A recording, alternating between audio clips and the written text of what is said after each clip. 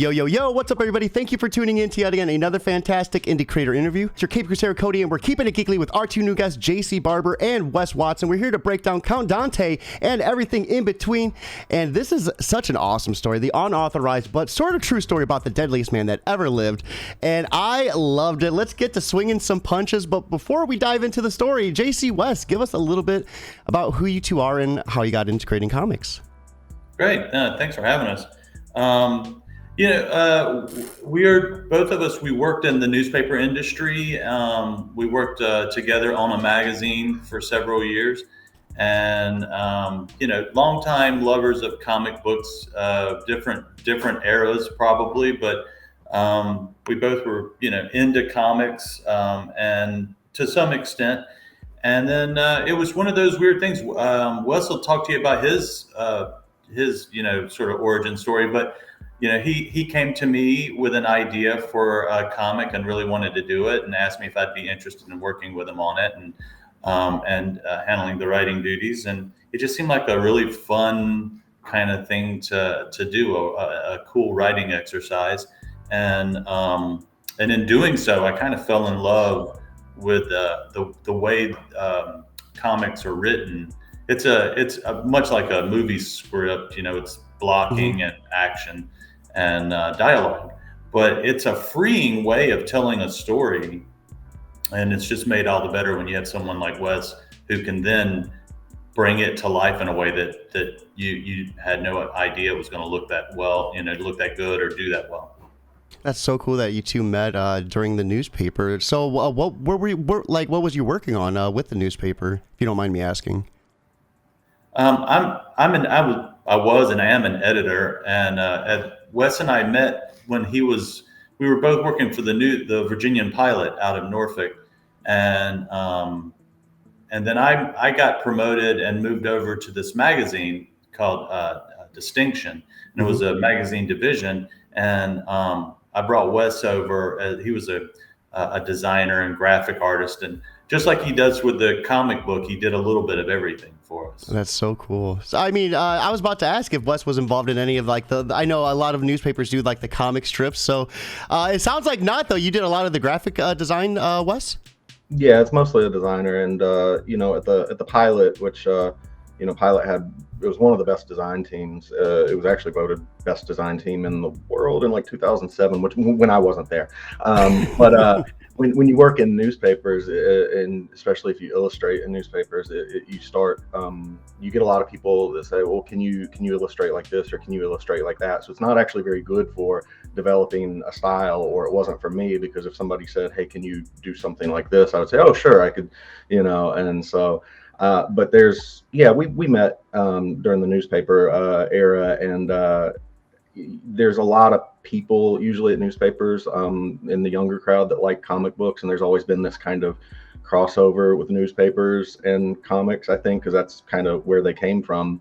But also just a love of print and ink, and if you look at it, you have Clark Kent and Peter Parker, and I think that a lot of people, especially way back when, 40s, 50s, it was in that publishing, realm, and so there was crossover there. So I think I don't know if that's actually how it happened, but it kind of made sense that we went from newspapers and then magazines. I mean, that is a perfect nod to that era as well. That's awesome. So you actually came up with the idea for Count Dante? Wes? Well, this is it was both of us, but the origin, I guess you could say, I was reading comics one night, and I tend to read the older, I'm more in the 70s, Silver Age, Bronze Age. I'm more likely to be reading that, whereas JC's much more up on the modern stuff. So I believe it was a detective comic or a Batman or something. I'm pretty sure it was DC. I can't remember anymore. But I saw the ad for the real Count Dante, and we were already talking about other stories that we could do. And we talked the next day, and I said, this guy's crazy. There's too much stuff here, to not do something, with it. And so from there, it was just fleshing it out. Yeah, it was more like, Wes was came and had been looking into it, and he was like, you got to see like this, the story is a rabbit hole. I mean, the real story of the real guy is so out there. It feels fake. It feels like it should be a movie or a story. And so when he came, he was like, man, you've got to look at this. And then so we both went down the rabbit hole and started researching them, and then we kind of sat down and said, here are the tent poles of what we want a story to do, and where we kind of want it to go, vague idea of want it to go. And then I went off and wrote it and then brought it to Wes. And then the rest has been a labor of love that Wes has been working on for quite some time. It's gorgeous too. We have, of course, JC handling the story, and then Wes handling art, inks, and letters. This is both their first book too. Wes, I'm curious, were you doing any sort of sequential art previously, or was this like your first jump into that realm as well? No, I tried a couple times. I would start things, but I've never. I think the most before this I'd ever completed was just a writer friend had sent me a 3 or 4 page script that I did, and looking back, it wasn't very good, and I see why we didn't proceed with it. But it's kind of like I've told a few people, up to that point I had read every book on how to make comics, and I've got a whole bookshelf full of them, and I would read them and think like, oh, one day I'll do that, and I'll have all the knowledge that I'll need to make a comic. And it's useful knowledge, but it wasn't until we started doing it that we were like, okay, this is how we do it. So I feel so attacked right now. I have literally like 2 or 3 books right here in front of me about how to make comics, how to construct comics, and I have that same mindset. I'm like, dude, the one day I get enough time to do this, I'm gonna like kill it. And just hearing you you got to actually do it to find your own way, and it's like that, that just clicked for me. That's perfect. JC, what about you? Your first script that you ever wrote? I mean, what type of mindset did you get into to do it? It's it's a different. It was completely different than anything that I'd written before in terms of form. So you have to basically, if you've never done something like this before, you have to, I Googled comic book scripts and looked at how they were formed, and they look a lot like a movie script. There's some technical blocking descriptions and directions that are in a movie script that aren't in a comic, but it's a lot like it, except that you're outlining what's happening in the panels. So I guess it's like like storyboarding, but it was different because you find that there's a sort of a lifelong. We've all read books, novels, and so you find yourself kind of thinking about exposition and things of that nature. But I found it freeing because when I could stop the 40-minute attempt to write a beautiful scene that sounded great, and I could just be like, this is what it looks like, this is what he's wearing. You could just be very matter of fact about the descriptions, and the dialogue really came more natural to me, probably because of 25 years of interviewing people, that it was a freeing experience. I was able to think of what I wanted the story to do and where I wanted it to go and how I wanted the characters to come off. And I didn't have to spend a lot of time trying to figure out how to get from conversation and fight scene to conversation and fight scene. I could just sort of matter-of-factly describe what's happening. And in fact, if I ever try to write a novel, I might just storyboard it out, and then go back in, because it enabled me to actually tell an entire story without getting caught up in the words so much. Speaking of the fighting, I know, Wes, you said you didn't have a lot of sequential experience beforehand. You killed it. Like I love the fight sequences in this. What type of media did you consume to kind of like get those inspirations for some of those fight scenes? Media, well,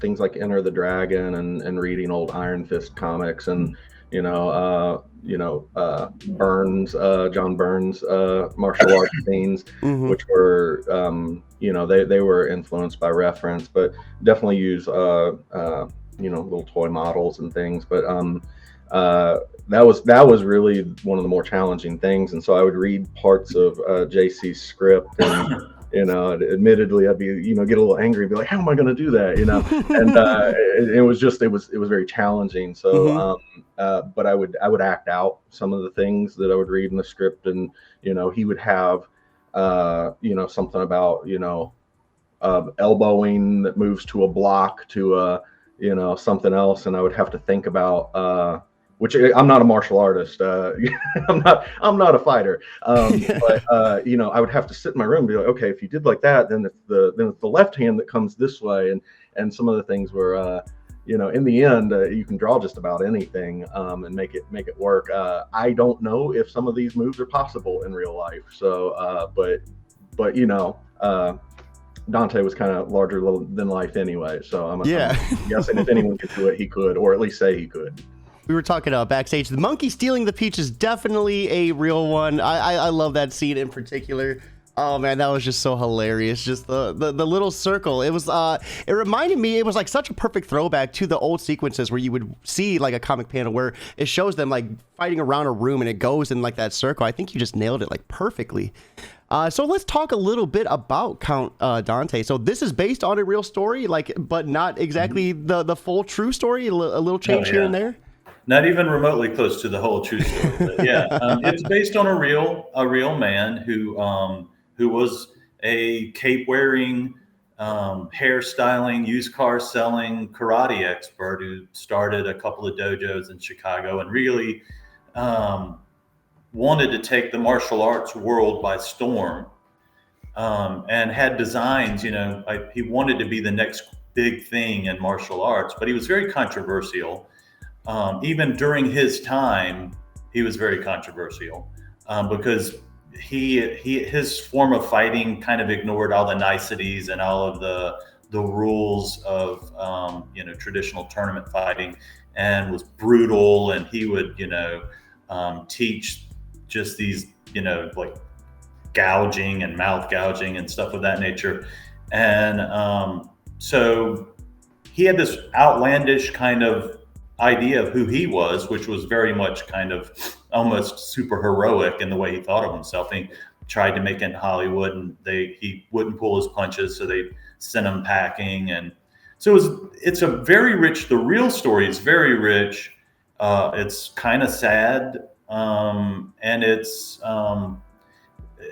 very interesting. I mean, the mob gets involved with it. There was a legitimate dojo war between his dojo and another dojo. A lot of these things were real, but our story is ridiculous and fabulous and fantastical in every kind of concept. Your story almost seems more real than his story, to be honest. in a weird way, at least when you read ours, it's kind of like ridiculous. I mean, you have a tournament with every possible 70s star involved somehow, which is ridiculous. His were like sneaky. The true story is a little sneakier and a little more like you might believe it if you were around him. He was one of those characters where like you were never sure exactly how much was BS and how much was true. And just when you were thinking he was completely full of it, then he would like punch you in the face and knock you out, kind of thing. You know what I mean? He was that guy.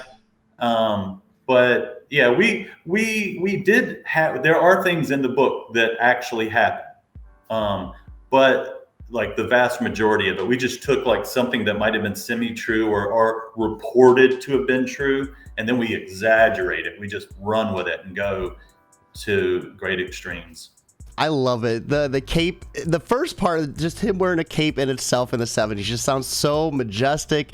Hairstyling, car salesman, like it's just chef kiss. So his was his real name Count Juan Raphael Dante, or was that what you? His real name is John Timothy Kean. Or what he went by? Excuse me. Oh, he did. He went by Count Juan Raphael Dante. Oh, that's so cool. That's awesome. Which is so obviously made up as to be ridiculous. And we kind of make fun of that in the story as well. The fact that really, come on, man. Would you just like take it from books that were Mm-hmm. sitting on your desk?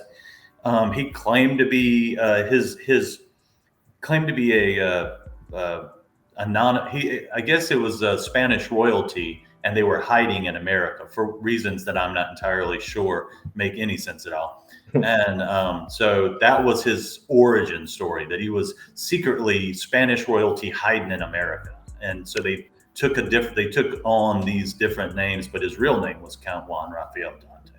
And Yeah, I I think- love. Oh, go ahead, Wes. I was gonna say, I think he looked around and he saw the Bruce Lees and the Jim Kellys, and he saw all this stuff where these guys decided that they were going to be famous and they were going to make themselves out of martial arts, and he just was like, well, I can do that too, and he just made up so much of it. But I think the big mistake I think a few people made, because I've read a few stories on this, is that they would think it was all made up, and then they would challenge him, and everything I've read, there'll be people that'll say, oh, he was bad for martial arts, or he was full of it, and then they'll be like, oh, he could fight though. See, I was about to say, I love how you said he had a brutal way of teaching his martial arts, and that's reflected in the story too. Like in the first issue, he's very brutal in that first encounter, and it's even mentioned. He's like, "Oh, you want for the nuggets?" And he's like, "Yeah, there's no rules in fighting. Like that's in a street fight, it very well falls in that nature." And Wes, I gotta ask, man, I love the art. It's that nod to the 70s. How did you hit that mark with your first book? I mean, it's very impressive for this being your first full length book like this, with the interior just gorgeous, man. We're really trying to match the script, and just to go back just a little bit, what you find when you look at when you look into Count Dante and you start to look up what you find pieces, right? And so there's an interesting thing over here, like he had a lion in his dojo and he wore a cape, and so what JC really did was he put a backbone to it, because we needed a story to put these things around, and so that's what he did. And so when we were making the art, you're really just trying to match that. And I think JC wrote it at one point, it's kind of a love letter to the 70s, and so you'd go back and you'd look at it, and even in the coloring, you're looking at like a lot of the halftones. So whereas his story, and the look of it has this kind of vintage look, it's a modern type story, it's a modern take on 70s stories, and so we were trying to do that a little bit with the art too. Trying to be, these complicated fight scenes. One thing when you look back at a lot of 70s comics, I think it can be very surface level heroics, and so I think when we were trying to do, some of these scenes that could be either funny or more emotional, we're getting a little bit deeper, or trying to at least, with that stuff, so that you can really feel it. So it was very much just trying to match the script. That is awesome. Everyone that is watching, right here is a Preview Worlds link to pre-order this. You have the opportunity to get this April 19th from Scout Comics. Make sure to hit up your local comic book shop today and get that pre-order in. Now, one thing I want to talk about in particular is the ads. I love the ads in this so much. They were so silly. The one in particular, the Sea Junkies, I almost spit my water on my keyboard when I was like, no way. And I noticed there's little things you could cut out. Like, can you actually mail those in? Or is that just part of the joke? That's part of the joke. Okay, yeah, I gotcha. It's funny because our editor, so the origin of that is, it's a funny story. So this all comes from an ad, so it kind of made sense. And we had a friend who mentioned to us as we were going over the idea that wouldn't it be funny if you actually put the ads like the 1970s in there? And then at one point we needed to add some pages early on to one of the first two scripts. And we just thought, wow, why don't we just go ahead and create some of those ads? And so, we just pulled up the comics and pulled up the ads that they did, and basically tried to see which ones we could make fun of the most. That would be, there's the life game that turned into chapter 13, and the lawn darts turned into the hatchet. The hatchet, yeah. I think my favorite might be lead pipe, the equalizer, just because it's so bizarre. Mm-hmm. But the art, well, Yeah, that one and Feeble Knievel is hilarious to me. And he's in the wheelchair. Yeah. You know, it was just a chef kiss every time. I loved it. Yeah. But so we laughed at them as well. And then, but the funniest thing to me is that our editor, he read he was looking through them, and then he called me and he was like, yeah, he said something like they go right up to the edge of bad taste, but they're funny. I thought it was a perfect balance. You know, I was like, this is my comic. I'm this market right here. This type of humor is what I love right here. So you guys have 5 issues out already. Any plans on ongoing series, or is that it for you? No, the 5 issue. The first one comes out April 19th. We finished. It's a 6-issue run. We have 6 issues. Okay. I think we've sent you the first 5. Yes. To check out. The 6th one is almost wrapped up. Wes is working on the finishing stages of it. No plans to go beyond this as it is now, but you never know. Never say never. No, that's so awesome. So, JC, Wes, what's next for you guys in 2023? I mean, outside of Count Dante, do you guys have any other series that you're working on, or any other projects that might be in the works? I have 2 or 3 that I've written, and I'm, tweaking a little bit and getting ready to start pitching, I think. Got a couple more cons lined up, but I'm not working on any other stories for the rest of the year, probably. My wife and I were expecting, so congratulations! A little bit of a pause, I think, while we paint rooms and all that kind of, all the baby stuff. It's kind of. Is it your first? Yeah, yes, it is. Oh. When talking about the ads, there's this whole, billions of dollars industry on keeping kids safe. And the thing about all those ads from the 70s, it reminds you that, they were like, throw darts at each other and teach yourself death punches. And, I don't think they cared about our safety. It's amazing that any of us got here. So there used to be the thing. What's that? What the safety basket they used to put in a car window for babies? The baby, there's like I don't know. I remember seeing a picture, like a baby like in a back windshield, like it was just holding them, and I'm like, there's no way. And I seen something like, keep your kids cool when you're shopping. It's like a little hanger outside of the door from like the 60s or 70s, like where they would just put the kid in and go do their thing. And I'm like, dude, this is wild. Like that would not fly in 2023. We used to ride in the back of trucks, for Pete's sake, or like I remember as a kid standing up in between my parents in the front seat. I mean, like, why not just go ahead and throw me through the window while you're just put me on the hood. Let's go. Yeah. So, JC, Wes, we've come to one of my favorite parts of the show, and that's where I get to ask you two for a little bit of advice. And I think what we'll do is kind of ask you both individual questions. So, JC, for anyone looking into getting into the writing side of things, what would be some of your best advice for them? And Wes, likewise for you. I mean, this was the first time you've done art, ink, and letter for a book. So, for someone looking to just get on the art side, or maybe even the lettering, because I know they're 2 different things, but kind of similar. They're both like an art style in themselves. What would be some of your advice for that as well? Well, to get it, the comics is a weird entity. It's an education. So I would say start writing early.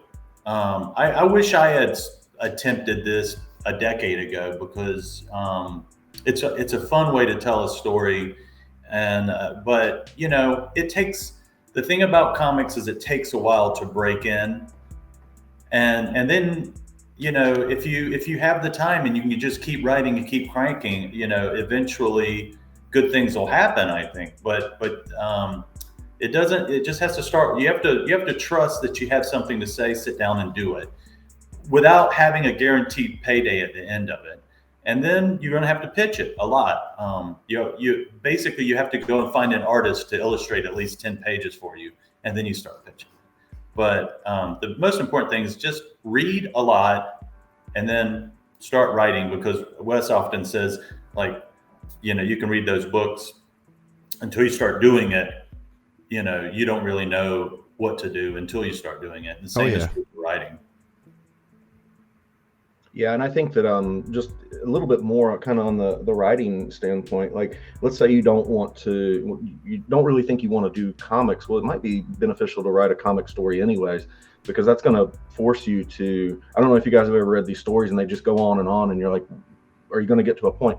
When you do a comic story, you have to think about, almost in chapters, but you have to think about these key moments. And I think that's what the comic writing, can help with. Good point. Very good point. But also, yeah, Wes, with the dialogue, right? The dialogue, like you have little tiny cells, and so you have to think, how can I tell this whole story with like 2 or 3 conversations, kind of deal. And it goes even deeper, right? Like, because there's like, you don't have to tell the full story either. You can leave some of that up to the reader to like assume in your mind. Yeah, exactly. You start to learn, like, do I need to say this, or will it be sort of, understood? Will they carry it? And I can tell you, I've gone back and started working on like one of my comic ideas to turn it into a screenplay. And there is an element when you're like, trying to turn it into regular conversation where you're like, it kind of strikes you how amazing it was that you told everything without all those extra words, Oh, that's awesome. Doing comics, it's like this. It's a beautiful mesh between usually several people, working on it together, or down to a couple people. And so it really is. It's like a bounce pass, and then you have to be able to pick it up and move it along. So that part's really cool. But yeah, about the books, I mean, there are really great books out there, and I would say that for one, the biggest thing is just to get started, so that you can get all your mistakes out and you can figure out how you were going to do comics, because the books are going to tell you how somebody else did comics.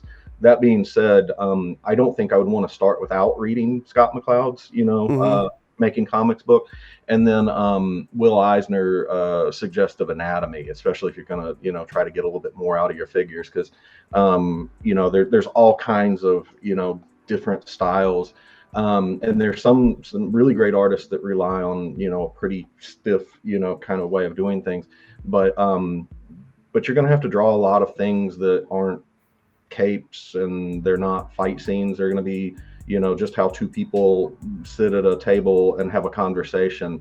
And if you're having a lot of conversation and you're having a lot of panels that, show this conversation, you can't just show the same thing over and over again. So you're really going to want to tie it to the dialogue.